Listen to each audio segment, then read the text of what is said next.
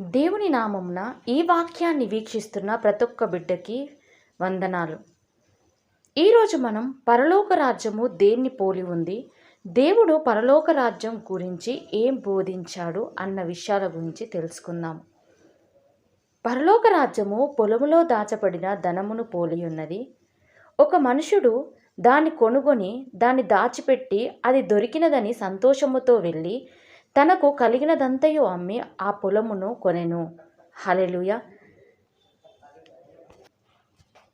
మత్తయి సువార్త 13:44లో చూసుకున్నట్లయితే దీని గురించి వివరణ మొత్తము అక్కడ కనిపిస్తూ ఉంటుంది. ప్రభువైన యేసు పరలోక రాజ్యాన్ని ఒక పొలములో దాచబడిన నిధిగా స్పష్టంగా వర్ణించాడు. పొలము లోకాన్ని సూచిస్తుంది మరియు దానిలోని నిధి సంఘమై ఉన్నది. యేసు తన ఆత్మ యొక్క దర్శనాలతో సంఘాన్ని చూశాడు. ఆయన దానిలో ఉన్న నిధి కోసం లోకాన్ని చట్టబద్ధంగా సంపాదించడానికి తన సొంత రక్తాన్ని చిందించి ఆ మూల్యాన్ని ఆయన చెల్లించి ఉన్నాడు. హల్లెలూయా. దేవుడు పరలోక రాజ్యాన్ని ఒక పొలములో దాచబడిన నిధిగా ఆయన సూచనగా చెప్తూ ఉన్నాడు. అయితే ఆ పొలంలోని నిధి ఆయన కొనడానికి ఆయన తన అమూల్యమైన రక్తాన్ని చిందించినట్టుగా మనకు కనిపిస్తూ ఉంది. హల్లెలూయా. కాబట్టి ఈ లోకమన్నది యేసు ప్రభువుకు చెందినదై ఉన్నది. ఆయన దాన్ని నిజమైన యజమానియై ఉన్నాడు. హల్లెలూయా. హెబ్రీ పత్రిక చూసుకున్నట్లయితే 1-2 చూసుకుంటే యేసుక్రీస్తు కేవలం నియమించబడిన వారసుడు మాత్రమే కాదని ఆయన అన్నిటికీ చట్టబద్ధమైన యజమాని అని అక్కడ రాయబడి ఉంది. హల్లెలూయా. ఈ దినముల అంతమందు కుమారుని ద్వారా మనతో మాట్లాడెను. ఆయన ఆ కుమారుణ్ణి సమస్తముకును వారసునిగా నియమించెను. ఆయన ద్వారా ప్రపంచము నిర్మించబడెను. హల్లెలూయా. దేవునికి మహిమ కలుగును గాక. అలాగే రోమీలు 8:16-17 చూసుకున్నట్లయితే మనము దేవుని పిల్లలుగా క్రీస్తుతో ఉమ్మడి వారసులమని తెలుసుకున్నాము. ఆ వాక్యాన్ని ఒకసారి మనం క్లుప్తంగా చదువుకుందాము. రోమాపత్రిక 8:16లో ఒకసారి చూడండి. మనము దేవుని పిల్లలమని ఆత్మ తానే మన ఆత్మతో కూడా సాక్ష్యమిచ్చుచున్నాడు. మనము పిల్లలమైతే వారసులము, అనగా దేవుని వారసులము.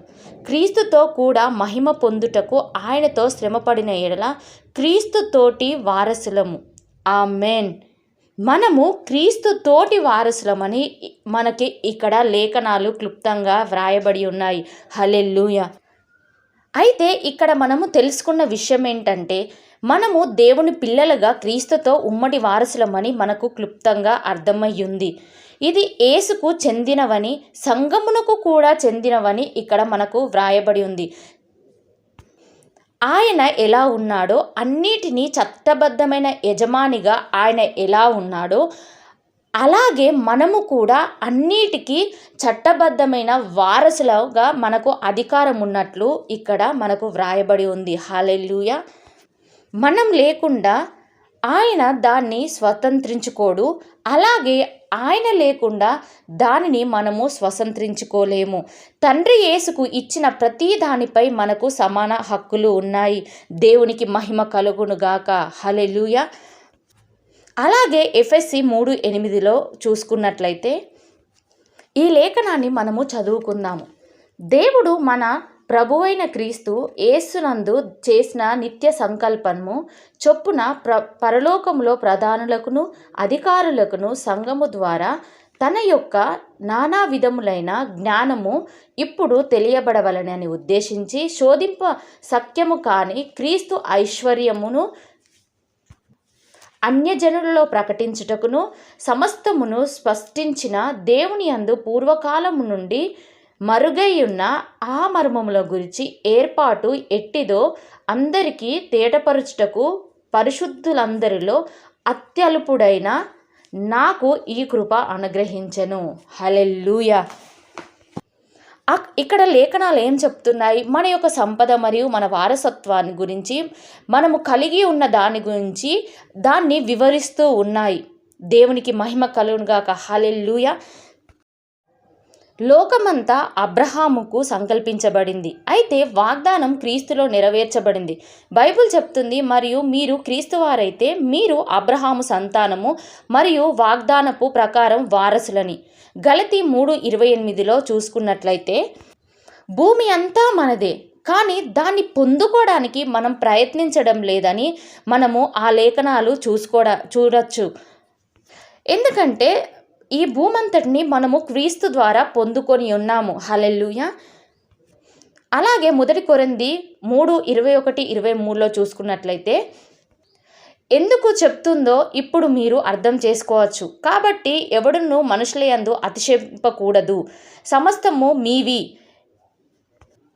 పాలైన అపోస్తులైన లోకమైన జీవమైనను మరణమైనను ప్రస్తుతమున్నవైనను రాబోవైనను సమస్తము మీవే అని మీరు గ్రహించి దేవుని యందు దీవించబడులాగున ఆశీర్వదించబడులాగున జీవించాలి. హల్లెలూయా. అలాగే ఇంకొక వచనాన్ని చూసుకుందాము. ఫిలిప్పీలు 4:19లో ఒక మాట వ్రాయబడి ఉంది. కాగా దేవుడు తన ఐశ్వర్యం చొప్పున క్రీస్తేసునందు మహిమలో మీ ప్రతి అవసరమును తీర్చును. తన తండ్రి అయిన దేవునికి యుగయుగములు మహిమ కలుగునుగాక. హల్లెలూయా. అయితే మనము ఈ విషయాలను బట్టి ఏం నేర్చుకున్నాము? తండ్రి దేవుడు తన రక్తం ద్వారా మన కోసం ఈ లోకాన్ని కొని ఉన్నాడు. మనము తన వారసులం కాబట్టి ఈ లోకంలో ప్రతి ఒక్కటి మనము స్వాధీనపరచుకున్నటకు మనము వాటిపై అధికారం చెలాయించుటకు మనకు అధికారం ఉంది. ఎందుకంటే మనం ఆయన వారసులమై ఉన్నాము, ఆయనను తండ్రి అని ఒప్పుకొని ఉన్నాము. మీరు ఇప్పటి నుండి ఇలా ప్రార్థించండి, దేవా మీరు అన్నీ మాకు ఇచ్చి ఉన్నారు, కానీ మేము ఏవి చేయాలో అవి మాత్రమే మేము చేయలాగున మాకు సహాయం చేయండి. అన్నీ పొందుకొనుటకు మాకు కృపను దయచేయండి. ఇవి పెద్దవి కదా, మేము సాధించలేము అని మీరెప్పుడు భయపడకండి. ప్రతి ఒక్క దాంట్లో మీకు విజయం సాధించడానికి దేవుడు ప్రతి ఒక్కటి మనకు ముందుగానే సిద్ధపరిచి ఉన్న దేవునికే మహిమ కలుగునుగాక. మీరు దేవుణ్ణి ఇలా అడగండి, నేను దేవుని వారసుడిని మరియు క్రీస్తుతో ఉమ్మడి వారసుడిని, కాబట్టి లోకం మొత్తం నాది. క్రీస్తుతో ఏ మానవ మనసు విప్పలేని అపరిమితమైన లెక్కించలేని ఐశ్వర్యాన్ని సంపదను నేను కలిగి ఉన్నాను. నేను రోజు విశ్వాసంతో నడుస్తున్నాను. క్రీస్తులో నేను ప్రతి ఆశీర్వాదాన్ని కలిగి ఉన్నాను మరియు యేసు నామములో సమస్త విషయములు నావి. ఆమేన్. ఇలా మీరు ప్రతిదినము ప్రభునందు ప్రార్థించండి. ఈ కొన్ని మాటలు దేవుడు ప్రతి ఒక్క బిడ్డ విషయంలో కార్యాలు చేసి ఆశీర్వదించునుగాక. ఆమేన్.